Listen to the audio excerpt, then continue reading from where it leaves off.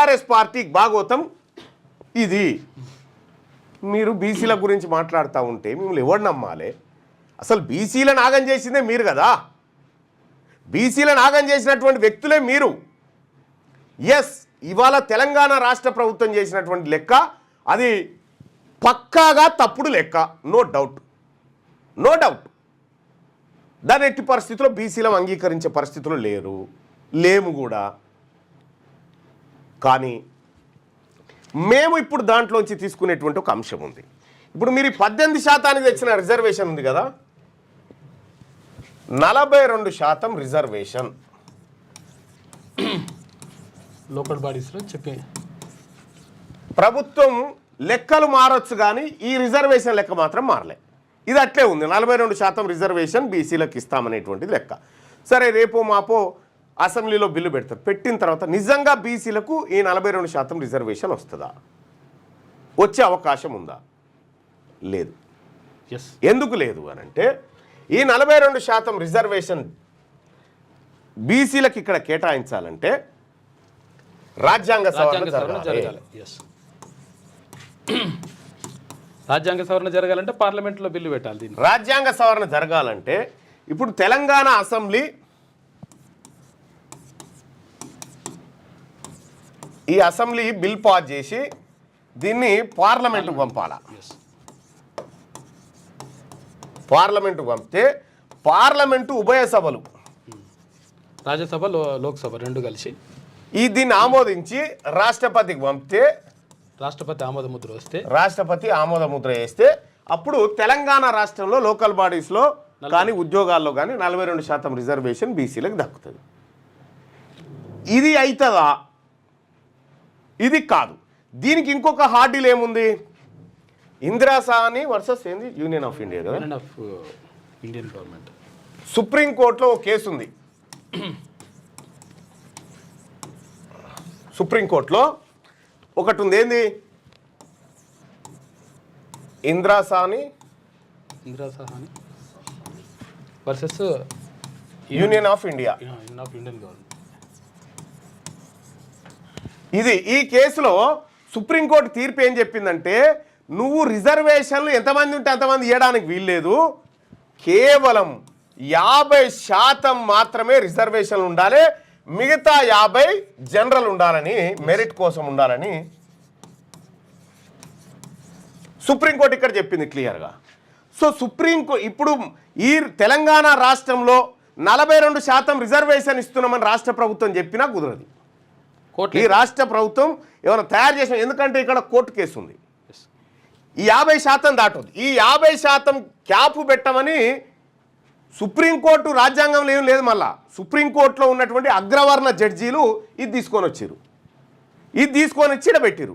ఇది పెట్టిన తర్వాత ఇది యమపాశం అయింది ఇప్పుడు బీసీలకు. అదే ఇప్పుడు మరి ఈడబ్ల్యూఎస్ 10% పెడితే 60% అయింది కదా. దీని సంగతి ఏంటంటే ఇది అప్పర్ క్యాస్ట్ కోసం కదా, చట్టం చేసింది అప్పర్ క్యాస్ట్ వాళ్ళు, దాన్ని ఆమోదించింది అప్పర్ క్యాస్ట్ వాళ్ళు, అంగీకరించిన అప్పర్ క్యాస్ట్ జడ్జీలు. మరి బీసీల జడ్జీలు లేరా? బీసీల పవర్ లేదా? బీసీల కథ లేదా? ఇది ఎందుకు కొట్టేది? ఇది ఒక్కరు ఈ బీసీలకు సంబంధించినటువంటి 27% రిజర్వేషన్ అమలు చేసినందుకు 2 ఏళ్ళు ఆపింది సుప్రీంకోర్టు. మేము చెప్పేదాకా అమలు చేయొద్దని 2 ఏళ్ళు ఆపిన తర్వాత కొట్లాడి పుంజాల శివశంకర్ గారు తెచ్చిండు మళ్ళీ. ఇది ఈ 10%కు ఎవడు ఆపినోడే లేడు దాన్ని. ఈ తెలంగాణ రాష్ట్రంలో ఉన్నటువంటి పిడికెడు మంది లేని వాళ్ళకు 10% రిజర్వేషన్, 160% మంది ఉన్నటువంటి బీసీలకు ఇలా 27% రిజర్వేషన్. ఈ కులగణన ద్వారా ఈ ఈడబ్ల్యూఎస్ కోటా ఏదైతే ఉందో దీన్ని పకడ్బందీ చేయడానికి చేసినటువంటి కార్యక్రమమే ఇది టంచన్గా. ఇప్పుడు మరి 42% రిజర్వేషన్ సాధ్యమా అంటే సాధ్యం కాదు. అందుకోసమే ముఖ్యమంత్రి రేవంత్ రెడ్డి గారు అసెంబ్లీలో ఒక ప్రకటన చేసిండు. మీరు గమనించరు, చెప్పినట్టుగా చెప్పిండు, మేము 42% సీట్లు ఇవ్వడానికి సిద్ధంగా ఉన్నాము, మీరు సిద్ధంగా ఉన్నారా అని ఛాలెంజ్ విసిరిండు భారతీయ జనతా పార్టీ, ఆ తర్వాత బీఆర్ఎస్ పార్టీకి. దాని అర్థమైంది, 42% రిజర్వేషన్ ఇచ్చే ఛాన్స్ లేదు, మేము ఇవ్వలేము, మేము సీట్లు మాత్రం ఇస్తాం, మీరు ఇస్తారా అని అడుగుతూ ఉన్నారు. అంటే దాని అర్థమైంది, బీసీలకు 42% రిజర్వేషన్ అనేది కళ, అవకాశం లేదు. మరి మన భారతీయ ఏది మన మేనిఫెస్టోలో ఏం చెప్పినాం? బీసీలకు చట్టసభలో 42% రిజర్వేషన్ అని మనం ఇక్కడ చెప్పినాం. స్థానిక సంస్థల్లో 6 ఏది రాష్ట్రం ప్రభుత్వం ఏర్పడిన తర్వాత 6 నెలలలోపు చేస్తామని చెప్పినాం. కానీ ఇక్కడ మనం ఏం చేస్తా ఉన్నాం? దాన్ని మెల్లగా డైల్యూట్ చేసి ఇది కుదరదు అని చెప్పి దీన్ని పక్కడబందీ చేసుకున్నాం. సో ఇక్కడ తెలంగాణ రాష్ట్రంలో బీసీలకు అర్థం కావాల్సిన విషయం ఏంటంటే, కాంగ్రెస్ పార్టీ ఉండని అధికారంలో, బీఆర్ఎస్ పార్టీ ఉండని, భారతీయ జనతా పార్టీ ఉండని, వీళ్ళెవరు కూడా మనకు చేయడానికి సిద్ధంగా లేరు బీసీలకు. ఎందుకంటే ఈ పార్టీలకు రాహుల్ గాంధీ గారికి ఉన్నటువంటి ఆలోచన ఇక్కడ ఇంప్లిమెంట్ జరగకపోవచ్చు. ఆయన ఏమంటుండే స్లాబ్ ఎత్తేస్తా అంటుండే. ఆ స్లాబ్ ఎత్తేయాలి. ఏది సుప్రీంకోర్టు పెట్టినటువంటి 50% సీలింగ్ ఏదైతే ఉందో ఆ స్లాబ్ను సుత్తే తీసుకొని పలగొట్టి బీసీలకు పెంచుతా అని చెప్తా ఎంత ఉంటే అంత అని చెప్తున్నాడు. ఇప్పుడు భారతీయ జనతా పార్టీకి ఈ మార్నింగ్ న్యూస్ నుంచి సవాల్. మీకు నిజంగా బీసీల మీద ప్రేమ ఉంటే తెలంగాణ రాష్ట్ర ప్రభుత్వం 42% రిజర్వేషన్కు అంగీకరిస్తూ ఏడైనా అసెంబ్లీలో తీర్మానం చేసి పంపుతుంది. పార్లమెంట్లో బిల్లు పాస్ చేసే బాధ్యత మీద. ఈ తెలంగాణ రాష్ట్రం నుంచి గెలిచినటువంటి బీజేపీ ఎంపీలు 8 మంది ఉన్నారు. ఈ 8 మంది ఇప్పుడు కేంద్రంలో పార్లమెంట్లో ఈ తెలంగాణ రాష్ట్రం నుంచి వచ్చేటువంటి 42% రిజర్వేషన్ను మీరు పాస్ చేస్తారా? మరి మళ్ళా తమిళనాడులో 69% ఇస్తా ఉన్నారు కదా, 60% ఇస్తా ఉన్నారు కదా. దీని 69% బీసీలకు రిజర్వేషన్ ఏడా తమిళనాడులో. ఎందుకు? ఆడ ఎప్పుడు బీసీ ముఖ్యమంత్రి కాబట్టి ఆడ ఉద్యోగాలు వాళ్ళకే. ఈడబ్ల్యూఎస్ కోటా తీసుకొచ్చి తీసుకొచ్చే ఎవడు పాడాయినరా మేము ఇయ్యంపు అని చెప్పి ఆడ పక్కకు పారేసిండు. తమిళనాడులో లేనేలేదు. ఈయనని చెప్పిరు క్లియర్గా, ఈయనని చెప్పిరు. ఇక్కడ మనం క్లియర్గా అర్థం చేసుకోవాల్సినటువంటి విషయం ఏంటంటే, వడ్డించేటోడు నీవోడు ఉంటే నువ్వు ఏ బంతిలో కూర్చున్నా వస్తుంది. వడ్డించేటోడు మన దగ్గర మనోడు లేడు.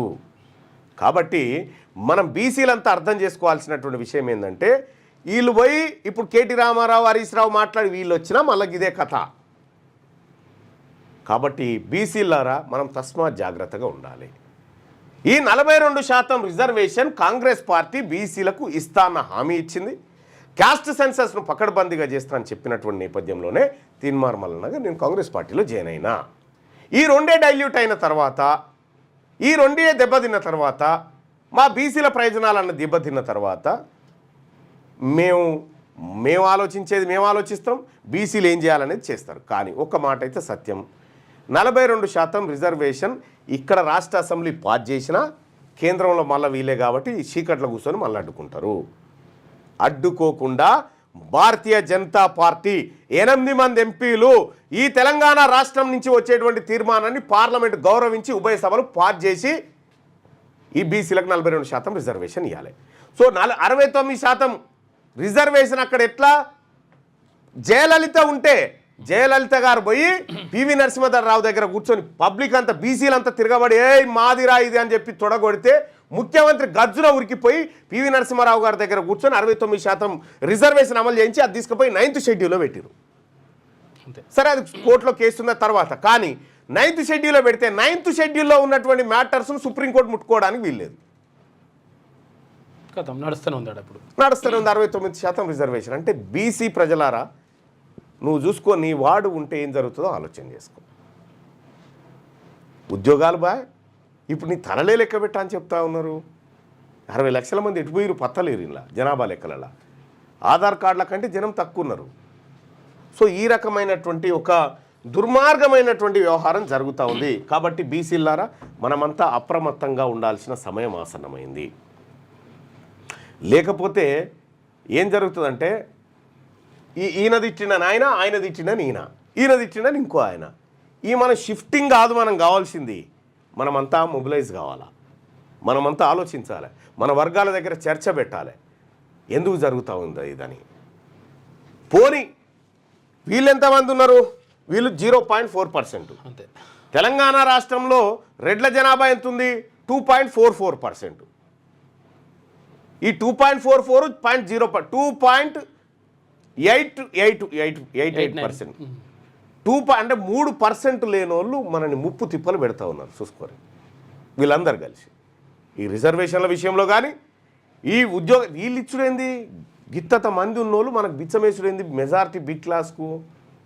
తమిళనాడు కాదా ఆదర్శం? మనకి తమిళనాడు కాదా? మొన్న వరంగల్ సభకు అంతగానం Tamil Nadu DMK party MP Wilson గారు వచ్చి చెప్పాడు కదా, ఎస్ మా తాను ఇట్లా లేదు, మీరంతా సంఘటితం కావాలి, మా తాన మమ్మల్ని ముట్టుకోవాలంటే పడుతుందని చెప్పిండు.